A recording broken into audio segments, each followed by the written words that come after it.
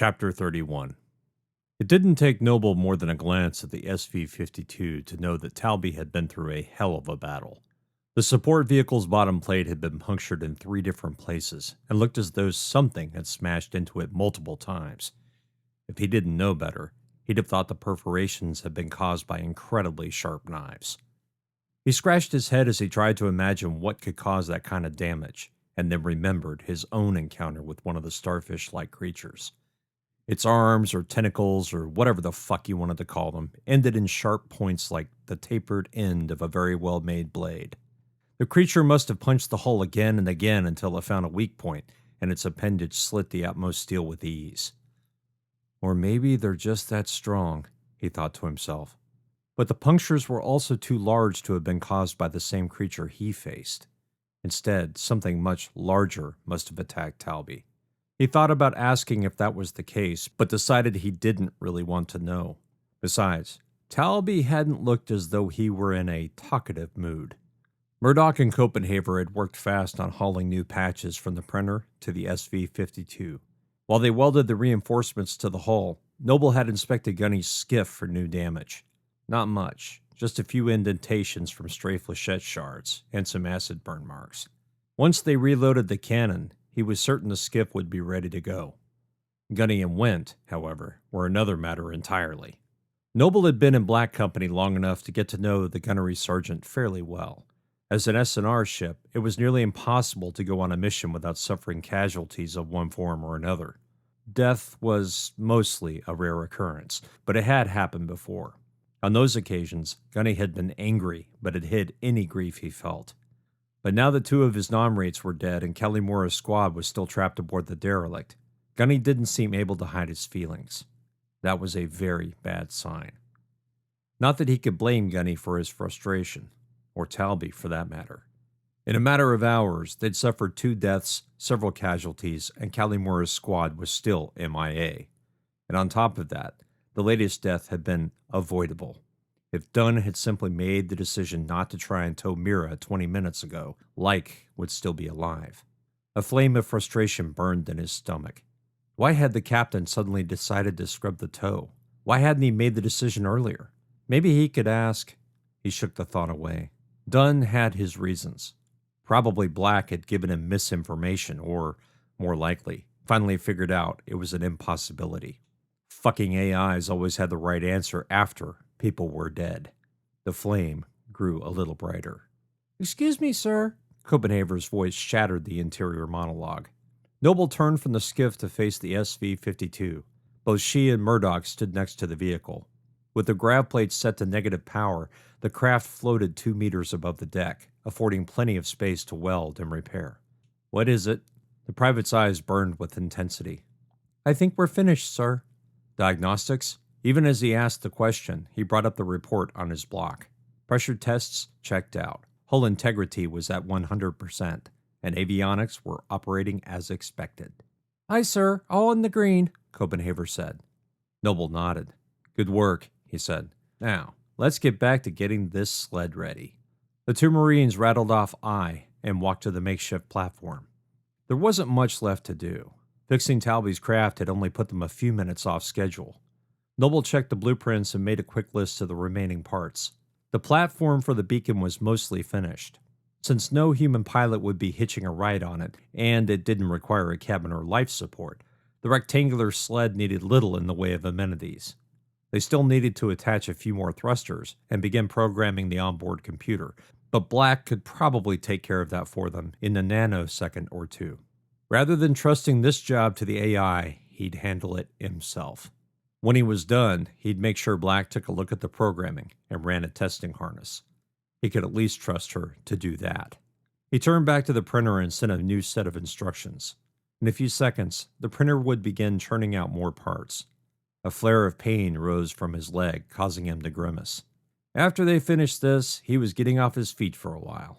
He had a bad feeling more repairs were just around the corner, especially if the captain was sending Gunny's squad and Talby back out again.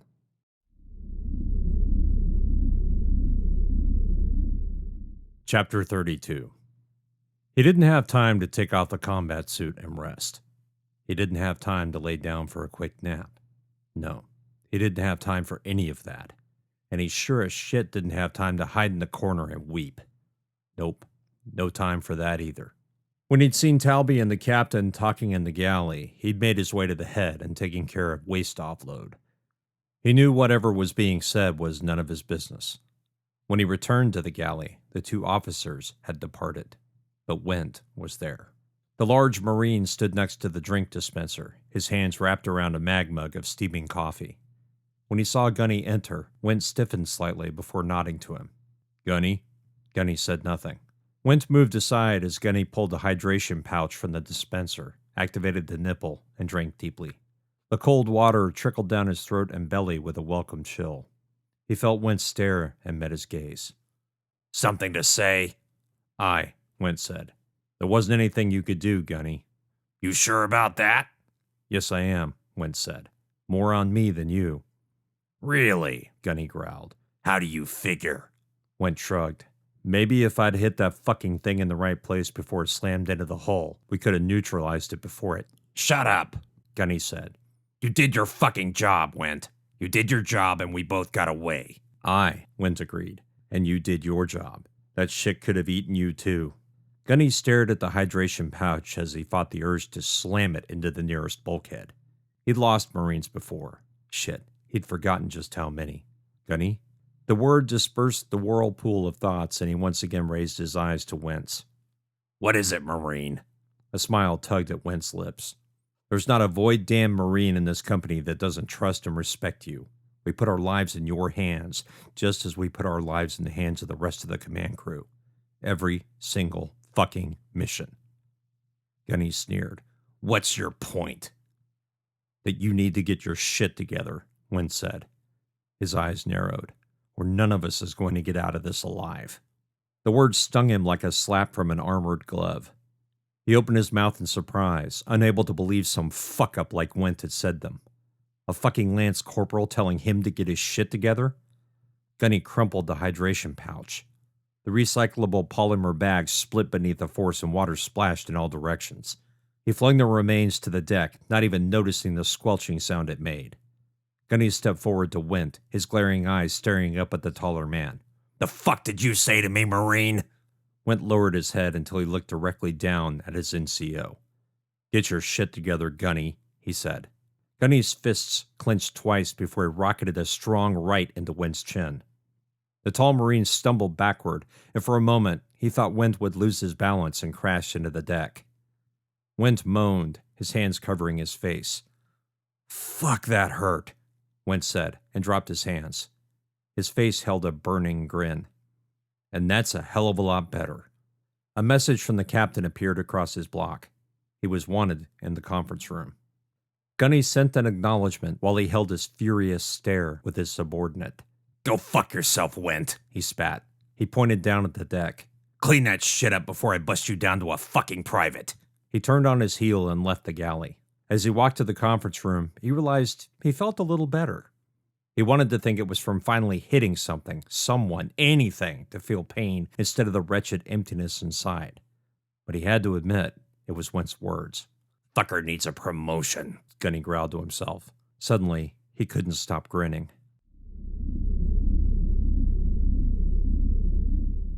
Chapter 33. Talby sat across from the captain, a 3D holographic image of Mira floating between them. Gunny knocked on the hatch before entering, and Talby yelled for him to come in. The grizzled sergeant entered and took a seat after Dunn said, "Please join us." Gunny looked under control, but probably felt the same way he did.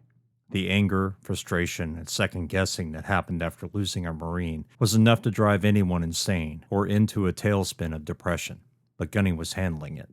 For now. Dunn leaned forward and tented his hands on the table. "Been a long day, gentlemen, so I'll get to it. Oakes is minding the ship, and Noble is still working in the cargo bay, so it's just the three of us." Talby could tell the captain was trying to keep them calm and communicate he felt the same way they did, without coming out and saying it. It didn't make Talby feel any better about the situation, but it at least put things into perspective. The entire company was hurting, but everyone still had to do their jobs. He fought a sigh and focused his eyes on the captain's through the translucent holographic model. "Black tells me the beacon is a very real threat," Dunn said. and due to the stresses and fractures on Mira's hull, it's impossible to tow her. He paused for a moment, and Talby thought he heard a slight hitch in the captain's throat. I wish I'd figured that out before sending the two of you out there to try the tow. Neither of the Marines spoke. Noble is building a sled to transport the beacon to Pluto. Pluto, sir? Gunny asked. Dunn shrugged.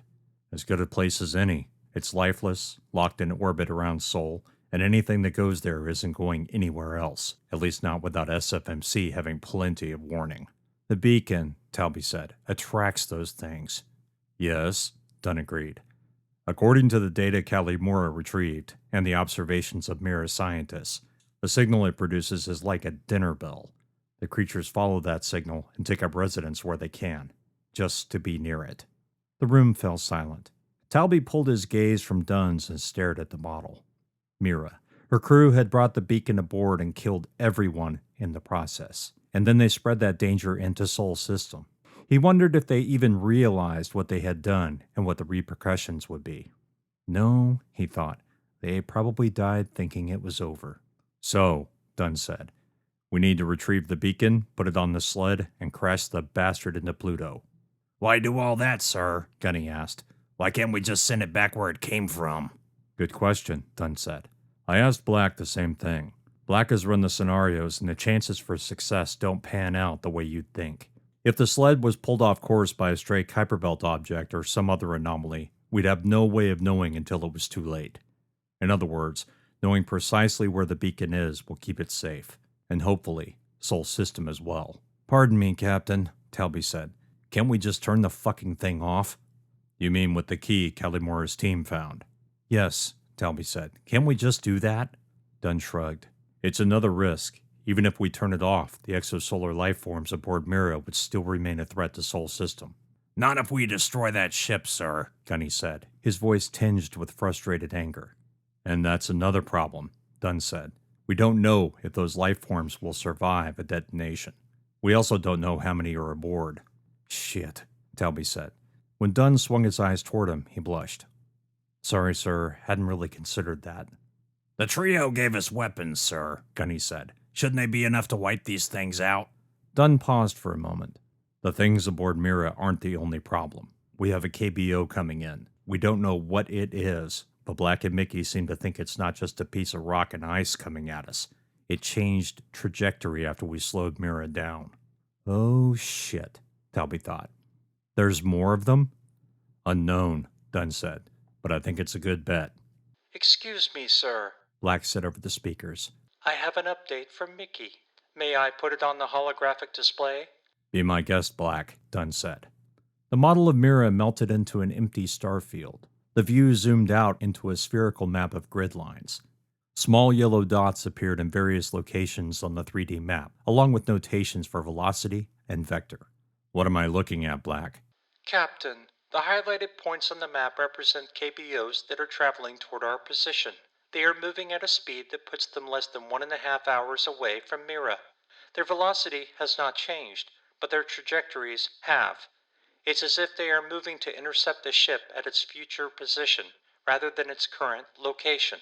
Shit, Talby muttered. Have any good news? Black ignored him. The number of KBOs appears to be increasing. Gunny's face pinched into a mask of rage.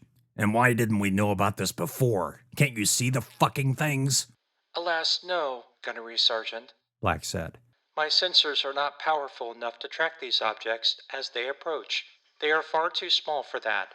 Mickey estimates the largest of the objects is roughly 100 meters in diameter, although that is his best guess. That's why it's called an estimate, Talby said. Where does Mickey say these things are coming from? That is the perplexing part, Lieutenant. Mickey has attempted to backtrack their origin points based on the current locations, their speed, and the trajectory adjustments they are making. The objects appear to have been in the Kuiper Belt the entire time. Dunn leaned back in his chair, mouth open. Talby felt as though he'd been kicked in the balls.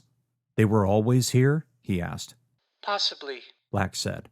According to historical astronomical records, the Kuiper Belt was considered a very empty portion of Sol system. Unlike the asteroid belt, the number of KBOs discovered was relatively low, less than 200,000 for the entire belt, which as you know is considerable in size. When PEO came online and began its comprehensive scans of the belt, that number rose into the millions. Astronomers have wondered for the better part of 100 years how the instruments in the Common Era, unsophisticated as they were, missed such a large amount of solar debris. It would seem we now have an answer. Bullshit, Dunn said. Mira didn't leave Sol System until 50 years ago.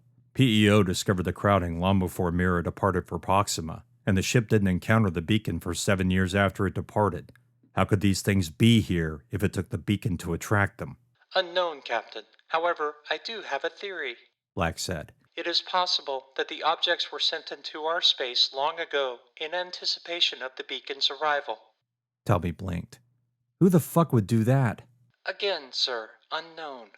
The beacon was obviously created by an exosolar intelligence. Until Mira's arrival, humanity was unaware of other life in the galaxy, let alone living in proximity to our system. Sol System resides far from the galactic core on the Milky Way's Orion arm. We are located more than halfway down the length of the arm and at its inner edge. If our galaxy were an ocean, we would be nothing more than a tidal pool on a sandbar, infinitely small in comparison. What's your point, Black? Talby asked. Perhaps the beacon was created to spread life across the galaxy, or attract it. He shook his head. If that's the case, then why didn't the damn thing get here a lot sooner? If this shit has been hanging around waiting for it, why didn't it show up centuries ago? Or hell, millennia ago? Black paused for a moment. The display cleared and then refreshed. 7 dark objects appeared on the screen, faraway stars glittering like chips of ice in the sun. Mira discovered these planetoids. Although I cannot prove it, I believe the trio and Mira's mission planners already knew about them. Which is why they sent Mira on the trajectory they did. Bullshit, Gunny said. You're talking about a solar-level conspiracy to keep that information hidden. It would be impossible to create that kind of cover-up. No, Dunn said, his voice lifeless. It would be easy. Talby cocked his head and looked at the captain. How so, sir? The trio. They run everything out here. They are responsible for processing and coordinating the data transfer from PEO, Trident Station, and damn near every nanoprobe and satellite we have traveling the Kuiper Belt and beyond. If they decided to keep that information from the rest of us, we'd have no way of knowing. All it would take is for them to massage or omit the data. Agreed, Captain, Black said. But I don't believe the trio would engage in that behavior unless specifically ordered to. Ordered by whom? Gunny said. SF Gov. Black said. Or the SF military. It's impossible to say. Talby shook his head and chuckled. Gunny and Dunn both stared at him, their faces slack. He felt their stare and glared at the planetoids on the display. Mira was supposed to be humanity's last shot at finding resources before we exhaust Sol System. Another 500 years and we won't have the materials to even create ships, let alone keep our existing infrastructure online. It explains why Mira has shuttle bays, a refinery, and all the mining equipment. Agreed, Lieutenant, Black said. Mira wasn't searching for resources. She was sent to explore the viability of those resources humanity had already found. And the beacon? Dunn asked. I have a theory, Black continued, that the beacon was supposed to arrive millennia ago. Perhaps even longer. Perhaps just after the planets formed. The data gathered by Corporal Callimora's squad indicates the beacon was found in a crater on one of the planetoids. It's very likely the beacon crashed into the planetoid before reaching its destination. Void wept, Gunny said. Are you even certain we were the target? No, Black said. It is impossible to know the actual intent or destination for the beacon. All of this is conjecture, albeit formed from the evidence currently available. Evidence currently available, Talby echoed. He felt as though his brain was going to explode. Aliens sent the fucking thing to Sol? To what? Populate it? Spread life to this arm of the galaxy? It was completely insane. Black had obviously lost her mind. Or had she? The more he thought about it, the more it made some sort of sense. If aliens were trying to spread life through their galactic backyard, what better way than leading the bottom of the food chain to a new biome? Let it take root and attract more complex life forms. Black, Talby said, we've seen a pretty serious size differential in both the pinecones and the starfish creatures. That last one that attacked me was much larger than the one we encountered earlier. Agreed, The AI said. So what's to say these aren't Shit, I don't know. Maybe analogs to what made up the biome of our ocean? Black thought for a moment. The planetoids disappeared from the hollow display, and a scrawl of writing replaced them. The words, "The tide is coming in," scrawled in frozen crimson lines, stared at them. A pair of suit lights illuminated the bulkhead's frozen surface on which the words had been written. Well, written was being kind. More like painted, with one or more gloveless fingers. Talby stared at the image with an open mouth. Gunny shifted in his chair, and Dunn blinked at them. "That was on Mira?" Dunn asked. Yes, Captain. Black said. Mira's chief engineer, a man named Stevens, presumably wrote this after killing several of the crew. This is the same man that stole the beacon key and threw it out an airlock. Apparently, the key's magnetics kept it from spinning out into space, and it ended up attached to the ship's hull. Lance Corporal Dickerson found the keys despite Stevens' attempt to jettison it into space. Records recovered by Kelly Moore's squad include diaries from the crew.